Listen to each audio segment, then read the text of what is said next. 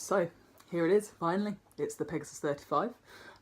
It's a very different looking shoe from the 34, as you can see. So quite sceptical initially in terms of, was it going to function as well, or potentially better or worse? So yeah, I kind of saw it. Of course it looks great, but does it actually function well? So yeah, that's what I'm here to talk about, and let's get into it. So first things first, looking on the upper, no real change in the actual upper in terms of the materials that are used. So still a 2 mesh makeup of it, so really holds the foot quite nice and snug.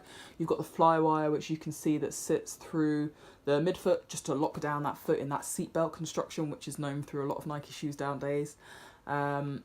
Slight change in terms of where the eyelets are positioned, so they're sitting slightly further back from where the Mets are going to sit on the shoe.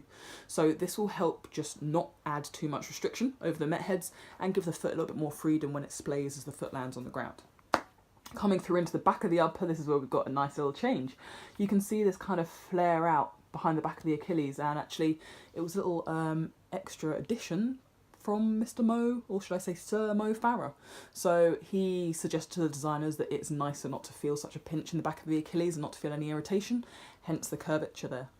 We can also see a little take from the Breaking 2 sort of theme of shoes from the Vaporfly and the 4% in terms of the way that the heel counter is set. So in terms of this slight curvature, supposedly to make toe initial contact, a lot easier and smoother ride through there. Best thing about this shoe that I love, the way that heel holds you when you run. Really kind of grabs through the base of the calcaneus, aka heel, and really makes you feel nicely secured through there. So when I'm running, like, I just feel like someone's hugging the back of my foot, and it feels pretty nice. So yeah, from an upper perspective, bang on the money. Dropping into the midsole, a lot of changes. So the midsole now is a full Cushlom and Zoom air unit, basically. So the air unit runs the whole way through the shoe. So when you make that initial contact, you are feeling that flow and fluidity of ride all the way through, and then when you toe off. So it's why running this feels so seamless, so effortless, really easy to do. Yeah, running in it felt amazing.